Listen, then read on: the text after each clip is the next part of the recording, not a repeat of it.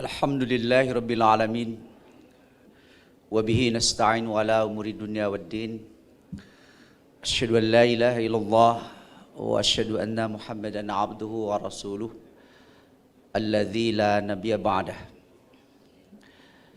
Yang saya hormati Ketua Umum Persatuan Umat Islam Kiai Haji Nur Hasan Zaidi. Kemudian yang saya hormati, yang saya muliakan Ashabul Fadilah, para ketua Ormas yang hadir pada pagi hari ini. Dan secara kebetulan pula dari tadi saya perhatikan Ormas yang hadir itu adalah Ormas yang berdiri sebelum Republik ini ada. Jadi bukan saja Republik ini berhutang budi kepada umat Islam yang terhimpun di dalam ormas-ormas yang hadir pada pagi hari ini, tapi kita ini adalah pendiri dan pilar dari Republik ini. Untuk itu saya menyampaikan tahniah kepada keluarga besar Persatuan Umat Islam Indonesia yang salah satu pendirinya dianugerahi pahlawan nasional. Dan ini sekaligus juga membuktikan dari ormas-ormas yang hadir pada pagi hari ini adalah penguat dari simpul-simpul Negara Kesatuan Republik Indonesia.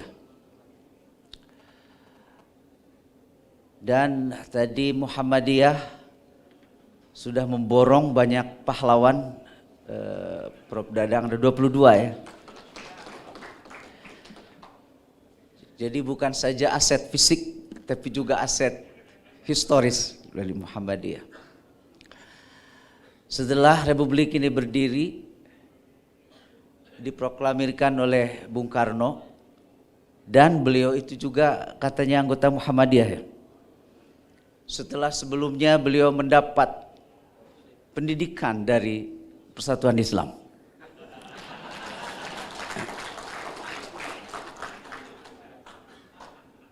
Kemudian diperkuat simpul Negara Kesatuan Republik Indonesia ini oleh lawan dialognya, Muhammad Natsir.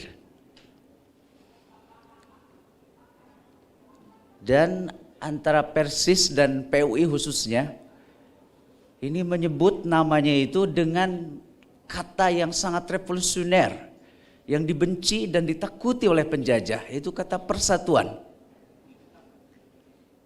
Konon katanya dulu Persis itu namanya mau permufakatan, tapi kemudian bersepakat dengan kata persatuan Islam bersama dengan PUI. Tapi singkatannya, jadi Persis kadang-kadang agak samar dengan Persatuan Sepak Bola Solo begitu ya. Begitu. Kadang-kadang.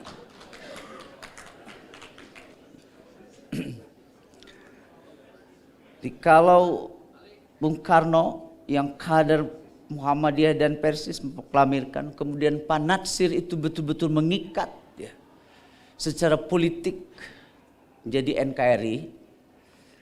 Dan kemudian diperkuat lagi karena belum betul-betul menjadi NKRI.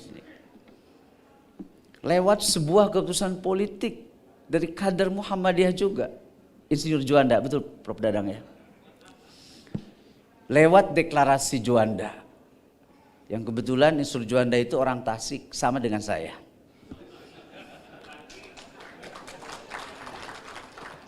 Lewat deklarasi Juanda, Pak Juanda tidak banyak bicara, akan tetapi dia putusan-putusan politiknya yang luar biasa, sehingga Bung Karno itu sangat hormat kepada beliau. Sudah jadi pahlawan tanpa diusulkan katanya beliau itu, tapi pemerintah langsung bukan sebagai pahlawan. Dan oleh orang Tasik pula sebetulnya itu inspirasi keilmuannya, yaitu tokoh dari Tasik pula namanya Profesor Mokhtar Kusumatmaja. Itu adalah guru saya. Dan saya melanjutkan kepakarannya di bidang hukum internasional. Mungkin di Persis satu-satunya saya, karena di Persis kan ahli fikih itu kebanyakannya. Jadi saya fikih untuk al-qanun ad-duali gitu saya. Jadi saya tidak ke ahwal asy-syakhsiyah, tapi saya ke al-qanun ad-duali. Spesifikasi saya adalah al-qanun al-jawi wal qadha, air and space law. Kayaknya mungkin di Persis juga cuma satu ahlinya, dan di Indonesia tidak sampai 10. Profesor Mokhtar sedang menunggu untuk jadi pahlawan nasional juga insya Allah. Tadi kita semua bersepakat yang diawali oleh Bapak Ketua Umum PUI. Kita berkolaborasi. Dalam hal ini kita ormas-ormas Islam ini bertahun-tahun, bahkan sampai 100 tahun. Muhammadiyah sudah terlebih dahulu. Persis insya Allah dengan perhitungan tahun Masehi tahun depan, 12 September 1923, kita berusia 100 tahun. Selama 100 tahun Persis, Nahdlatul Ulama, Muhammadiyah, Al-Wasliyah, Persatuan Umat Islam menjelaskan Islam kita. Seringkali kita berdebat tentang teks, tafsir atas teks. Walaupun para ulama kita sebetulnya karena mereka adalah para fuqaha sangat wise sekali.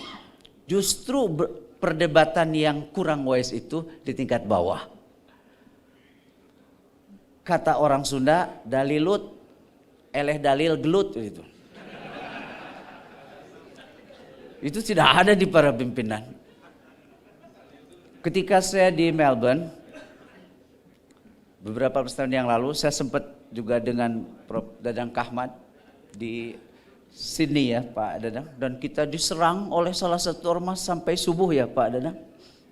Saya tidak menyebutkan itu, saya diserang sama beliau. Saya benar bertemu dengan Allahu Yarham Kiai Tolha Hasan. Ketika itu saya sebagai presiden, dia sudah jadi presiden saya. Ya, di situ presiden Persatuan Muslim Indonesia di Victoria. Dan mau mendirikan Indonesian Islamic Center ketika itu, dan kita fundraising. Hadir Kiai Tolha Hasan. Mas Hatib, kayaknya untuk taraweh ini harus Mas Atib yang mimpin. Karena kelihatannya wajah-wajahnya gak mau 23 ini katanya. Saya bilang baik Kiai. Jadi saya mau istirahat aja Mas. Tapi besok subuh Pak Kiai harus menjadi imam sholat. Yang waktu itu kita baru punya satu masjid di Indonesia di Melbourne, itu di kawasan Westall. Saya mengimami sholat. Dan subuh Kiai Tolha Hasan udah hadir. Dan saya persilahkan tafadhol Kiai. Saya sudah siap-siap untuk berdiri mengikuti kunut beliau. Tapi yang terjadi Kiai Sulaiman tidak kunut. Kiai Tolha Hasan itulah seorang faqih itu. Setelah selesai, teman-teman muda NU saya mengatakan, Yai kenapa tidak kunut? Itu kan tradisi NU katanya. Kata Kiai Tolha Hasan, bagaimana sampean ini? Kalau saya kunut nanti Mas Atib dari Persis gak husu dia sholatnya. Nah, itu jangan itu.